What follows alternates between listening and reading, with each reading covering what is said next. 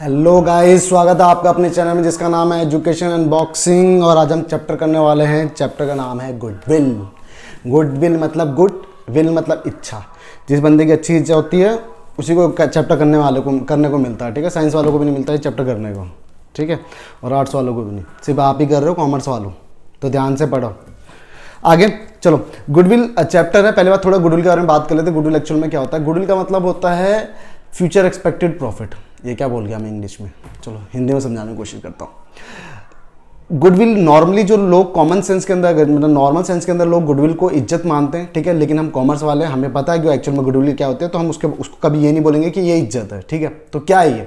Goodwill का मतलब होता है फ्यूचर एक्सपेक्टेड प्रॉफिट। एक्चुअल का मतलब क्या होता है कि जब नॉर्मली गुडविल कब कैलकुलेट की जाती है या कब उसकी वैल्यूएशन की जाती है? जब एक फर्म, लेट सपोज एग्जांपल के रूप में मान लो एक फर्म है, ठीक है, मैं हूं, ठीक है, मैं एक कंपनी को एक्वायर करना चाहता हूं, या लेट्स फेसबुक की बात करते हैं। जैसे फेसबुक है, फेसबुक ने व्हाट्सएप को एक्वायर किया, तो मान लो कि व्हाट्सएप की टोटल जो नेटवर्थ थी, ठीक है, टोटल असेट्स मान लो उसकी 300 करोड़ थी, टोटल लायबिलिटी उसकी 100 करोड़ थी, तो करीब 200 करोड़ रुपए उसे हमें देने बनते थे। ठीक है, किसको? व्हाट्सएप को देने बनते थे।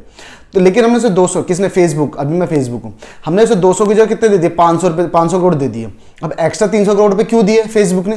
फेसबुक ने सोचा कि अगर मैं व्हाट्सएप को एक्वायर कर लूंगा तो मुझे क्या मिलेगा? मुझे उसके डेटर्स की चेन मिलेगी, मुझे उसके क्रेडिटर्स की चेन मिलेगी, मुझे उसके क्या नाम है जो सर्विस सेंटर्स है वो मिल जाएंगे सारे के सारे, मुझे उसके कस्टमर की चेन मिल जाएगी, मुझे उसके मार्केट जो शेयर है, मार्केट में उसका जितना हिस्सा है वो मिल जाएगा।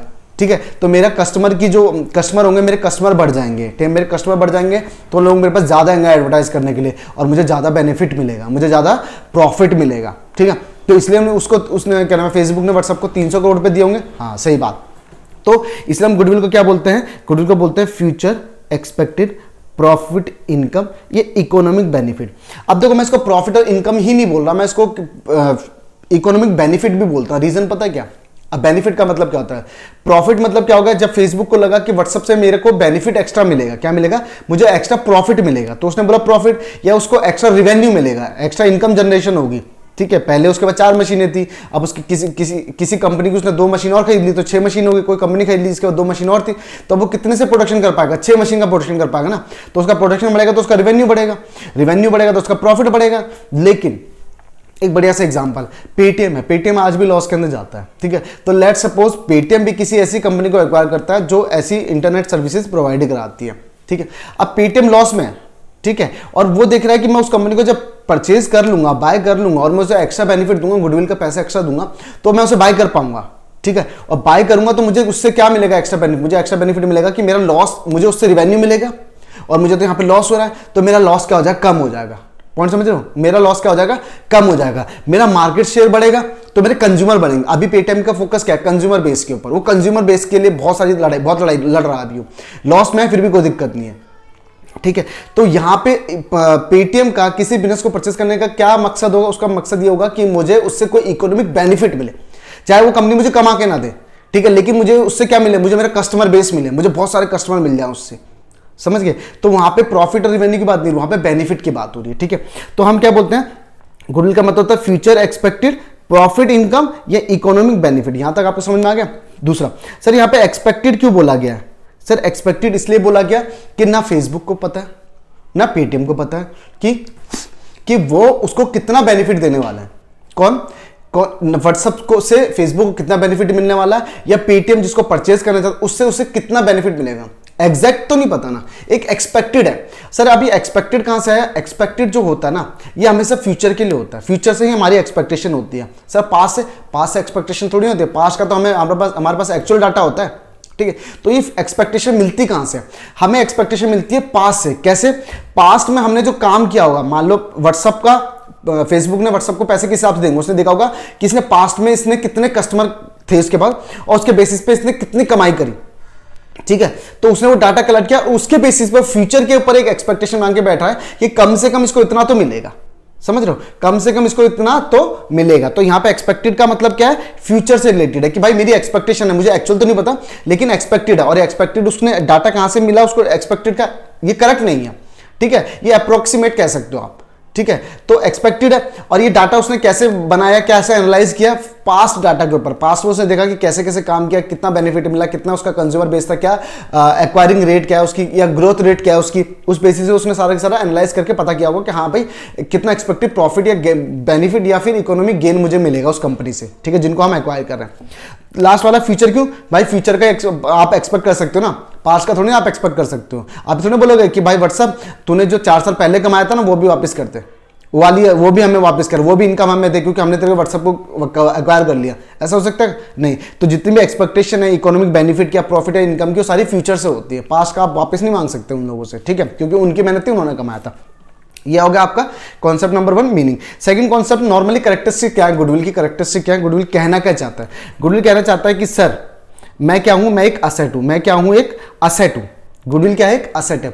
अब असेट तो है कौन सा sir, intangible asset, tangible asset, fictitious assets, ये एक इंटेंजिबल असेट्स है। इंटेंजिबल असेट्स का मतलब क्या होता है, इंटेंजिबल असेट्स का मतलब होता है एक ऐसी असेट जिसे ना हम टच कर सकते, ठीक है, हम टच नहीं कर सकते। तो हम नॉर्मली कौन कौन सी और अदर असेट्स होती हैं ऐसी, गुडविल हो गया, पेटेंट हो गया, कॉपीराइट हो गया, ट्रेडमार्क हो गया, लाइसेंस हो गया, ठीक है, कोई राइट हो गया, ठीक है। तो इन चीजों को भी हम क्या बोलते हैं, इंटेंजिबल असेट्स, ठीक है। तो ये एक असेट तो है लेकिन ये इंटेंजिबल असेट है, ठीक है। इसका मतलब it doesn't have any physical existence, इसके एक्चुअल में कोई फिजिकल एग्जिस्टेंस नहीं है। पॉइंट समझ में आ गया, ठीक है। आगे, it helps in earning higher profit, ये हायर प्रॉफिट अर्निंग में करने में मदद करता है, ठीक है, या फिर बेनिफिट लेने में मदद करता है, ठीक है। नॉर्मली जैसे मैं आपको सबसे बड़े इसका एग्जांपल बताता हूं, वोडाफोन आइडिया का मर्जर, किसका, वोडाफोन आइडिया का मर्जर। जब वोडाफोन और आइडिया का मर्जर हुआ ना तो वो इंडिया की 3rd लार्जेस्ट टेलीकम्युनिकेशन कंपनी बन गई, ठीक है।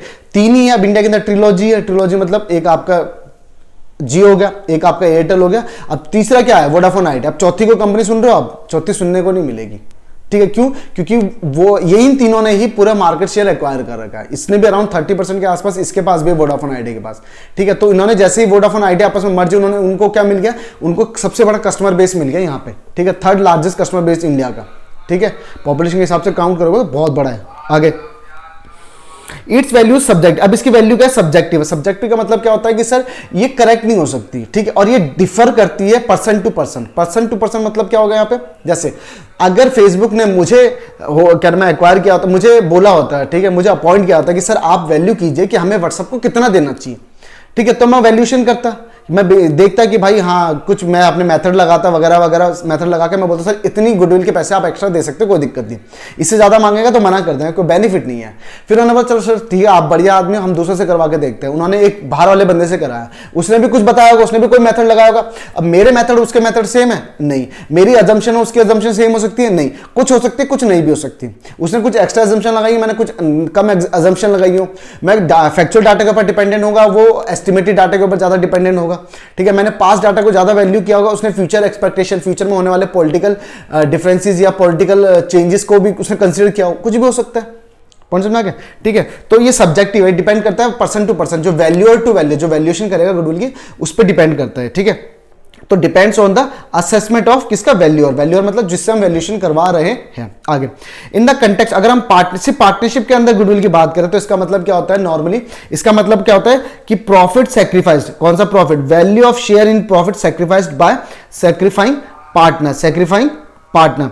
अब ये क्या कहेगा इंग्लिश में सर, देखो अब हम पार्टनरशिप के अंदर बात करते हैं। पार्टनरशिप में नॉर्मली क्या होता है, जैसे मैं और मेरा दोस्त, हम दोनों पार्टनर हैं, ठीक है, मेरा नाम ए है, उसका नाम क्या है बी, हम दोनों पार्टनरशिप में काम कर रहे हैं, ठीक है। अब हमने क्या बोला कि एक नया पार्टनर कहता है मैं भी आऊंगा, मैं भी करूंगा तुम्हारे साथ। एक बंदा आता है कहता है सर मैं भी आपके साथ बिजनेस करना चाहता हूं, हमने बोला चल ठीक है आजा, तू भी आजा। अब जब उसके आने के बाद, मान लो पहले हमारे को प्रॉफिट 3 रुपए होता था और हमारा शेयर था 1:1 का। कितने का शेयर था हमारा, 1:1 का, और हमारे को 3 रुपए का प्रॉफिट होता था। तो उसमें 1.5 रुपए मुझे मिलते थे और 1.5 रुपए मेरे दोस्त बी को मिलते थे। अब जो पार्टनर आया सी, कौन आया पार्टनर, सी। अब उसके आने की वजह से क्या होगा, हमने बोला भाई क्या शेयर रखना, उसने बोला सर इक्वल था, इक्वल ही रखेंगे। मतलब चलो ठीक है, इसका मतलब 1:1 चल रहा है। अब भी प्रॉफिट मान लो 3 रुपए ही होगा, लेकिन इस बार प्रॉफिट में मुझे कितना मिलेगा, 1 रुपया, बी को कितना मिलेगा, 1 रुपया, और सी को कितना मिलेगा, 1 रुपया, ठीक। अब इसमें खास बात क्या होगी, पहले मुझे 3 रुपए में 1.5 रुपए मिलते थे, अब मुझे 3 रुपए में 1 रुपया मिल रहा है, ठीक है, मुझे 50 पैसे का नुकसान है। बी को भी पहले 1.5 रुपये मिलते थे, अब उसे 1 रुपये मिले, 50 पैसे का नुकसान है। और सी को पहले कुछ नहीं मिलता था, क्यों, पहले फर्म में था ही नहीं, अब उसे 1 रुपया मिलता है। तो हमारा नुकसान कितना हुआ, 50 पैसे का मेरा, 50 पैसे का बी का, और सी का फायदा कितना हुआ, 1 रुपये का। तो हमारा नुकसान उसके फायदे के बराबर है। तो हम उसे क्या बोलेंगे, भाई तेरे आने की वजह से हमें नुकसान हो रहा, उस नुकसान की तू करेगा भरपाई। ठीक है, क्या करेगा, भरपाई। तो उसने बोला ठीक है, तुम्हारी जिंदगी भर का भरपाई कर दूंगा। मैंने बोला नहीं नहीं, जिंदगी भर का मत कर, ठीक है, आने वाले 2 साल 3 साल का कर दे, ठीक है, ज्यादा नहीं। उसने बोला ठीक है, कर दे 2-3 साल का, ठीक है। उसने बोला लेकिन प्रॉफिट क्या मानोगे, मैंने बोला 3 रुपये मानूंगा। उसने बोला क्यों, मैंने बोला देखो मैं सोच के चल रहा हूँ कि पिछले सालों से हमारा प्रॉफिट 3 रुपये हो रहा था, ये 3 से ज्यादा होगा तो अलग बात है। मेरी एक्सपेक्टेशन कितनी है, सिर्फ 3 रुपए की है, तो 3 रुपए के ऊपर ही हमने इस गुडविल की वैल्यूएशन करेंगे। ठीक है, तो यहाँ पे मैं और बी क्या हुए, सेक्रीफाइंग पार्टनर हो गए। तो हमारे को गुड कौन करेगा, गेनिंग पार्टनर। तो क्या होता है पार्टनरशिप के अंदर, it is the value, value कितनी थी 50 पैसे ऑफ शेयर, शेयर में जो शेयर की जो वैल्यू ऑफ प्रॉफिट की, ठीक है, प्रॉफिट कितना था हमारा यहाँ पे 50 पैसे वाला जो, ठीक है। सेक्रीफाइस जो मैंने सेक्रीफाइस किया उसने 50 पैसे, और बाय द सेक्रीफाइंग पार्टनर, हम ही सेक्रीफाइंग पार्टनर, तो वो था गेनिंग पार्टनर। आगे अब है थर्ड कॉन्सेप्ट। थर्ड कॉन्सेप्ट क्या कहता है, need for valuing goodwill. Goodwill की वैल्यूएशन करने की जरूरत क्यों पड़ रही है सर, ये तो बता दो। सर कोई दिक्कत नहीं, मैं बताता हूँ क्यों पड़ रही है। मैं बोल रहा हूँ कि sir change in profit sharing ratio, sir profit sharing ratio change हो गई, एडमिशन पार्टनर का एडमिशन हो गया, या पार्टनर रिटायर हो गया, या डेथ हो गया। सर एडमिशन वाला एग्जांपल तो मैंने दे दिया, ये तो समझ में आ गया। प्रॉफिट शेयरिंग रेशियो में चेंज हो रहा है, उसकी वजह से कैसे, मैंने बोला ये बात बताओ। लेट्स सपोज कि हमारा प्रॉफिट 3 रुपए था, और अभी 2 ही पार्टनर है, ए और बी 2 पार्टनर है, मैं और बी। मेरे को हमारी रेशियो क्या है, पीएसआर क्या है, 2:1 की रेशियो है। अब बी मेरे पास कहता है कि भाई मेहनत तो मैं भी कर रहा हूँ, तो रेशो को बराबर कर ले। मैंने बोला ठीक है, प्रॉफिट शेयरिंग रेशियो बराबर कर लेते हैं। हमने जैसे प्रॉफिट शेयरिंग रेशियो चेंज किया तो हमारा रेशो हो गया 1:1 का। ठीक है, पहले प्रॉफिट होता था 3 रुपए का, तो मुझे मिलते थे 2 रुपए, उसे मिलते थे 1 रुपए। अभी भी 3 रुपए का प्रॉफिट होगा तो मुझे कितने मिलेंगे, मुझे मिलेंगे कितने, 1.5 रुपए, उसे मिलेंगे 1.5 रुपए। तो मुझे नुकसान हो रहा है 50 पैसे का, और उसे बेनिफिट मिल रहा है 50 पैसे का। तो इस 50 पैसे की भरपाई कौन करेगा, बी करेगा ना मेरे को। ठीक है, तो समझ में आ गया, ओके। एडमिशन का एग्जांपल दे चुका हूं, रिटायरमेंट में भी सेम केस होगा। मान लो ए और बी हम दोनों काम कर रहे थे, मैंने बोला भाई मैं तो जा रहा हूं, तो उसने बोला ठीक है भाई, पहले तो को कितने रुपए मिलते थे, मैंने बोला 3 रुपए, 1.5 रुपए, 3 में से 1.5 रुपए मिलते थे। उसने बोला अच्छा वो 3 रुपए मेरे के मेरे हो जाएंगे, मैंने बोला हाँ भाई 1.5 रुपए मिलते थे, मेरा 1.5 रुपए का नुकसान है, और तुझे 1.5 रुपए मिलते थे, तुझे 3 रुपए मिलेंगे, तो तेरा 1.5 रुपए का फायदा, मेरे 1.5 रुपए की भरपाई कर दे। कहता कितने साल की, मैंने कम से कम 1-2 साल की तो कर दे। बोला ठीक है कर लें, कोई दिक्कत नहीं है। ठीक है, अमलगमेशन वगैरह, सेल ऑफ फर्म, ये मैं बता चुका हूँ व्हाट्सएप और फेसबुक एग्जाम्पल लेके। या conversion of firm, conversion of firm भी सेल की तरह ही होता है। ठीक है, तो इसको ज़्यादा समझने की जरूरत नहीं है। ठीक है, नॉर्मली एग्जाम्पल के रूप में, चलो मैं बता देता हूँ। एग्जाम्पल के रूप में अगर मान लो व्हाट्सएप पहले एक पार्टनरशिप फर्म थी, अब वो कंपनी बन रही है, तो पार्टनरशिप फर्म में तो पार्टनर होते हैं। ठीक है, अब और कंपनी के अंदर शेयर होल्डर होते हैं। तो क्या हो गया, पार्टनरशिप फर्म जब अपना बिजनेस कंपनी को बेचेगी, ठीक है, तो उस समय वैल्यूएशन करवा सकती है, कन्वर्ट कर रही है अपने आप को। ठीक है, बेच रही मतलब सॉरी, कन्वर्ट करा रही है, तो उस समय क्या होता है, जो एक्स्ट्रा बेनिफिट है वो काउंट करना चाहेगी। ठीक है, शेयर होल्डर को उसे एक्स्ट्रा देना पड़ा, और लोग नहीं मान रहे, क्रेडिटर नहीं मान रहे थे, डेटर नहीं मान रहे थे, या पार्टनर बोल रहे थे भाई मेरे को नहीं, मेरे को अब मेरे पैसे दे दे, तो उसे एक्स्ट्रा पैसे देने पड़े। तो वो भी क्या होगा, कन्वर्जन के टाइम में गुडविल की वैल्यूएशन करनी पड़ सकती है। ठीक है, आगे। ठीक है, तो आज के लिए इतने कॉन्सेप्ट 3 है, बाकी सारे के सारे नेक्स्ट कॉन्सेप्ट के अंदर, नेक्स्ट क्लास के अंदर करेंगे। ठीक है, okay, thank you, bye bye, and please like share and subscribe करना ना भूले। और आपने इससे पहले की कोई वीडियो अगर नहीं देखी है, स्किप होगी है, या आपको उसका नोटिफिकेशन नहीं आया है, तो ऊपर आई बटन है, उस पर क्लिक करके उन वीडियोस को जरूर देखें। And please keep supporting, and comment में जरूर बताएं आपको वीडियोस कैसी लगती हैं हमारी। Okay, thank you, bye bye, tata, see you.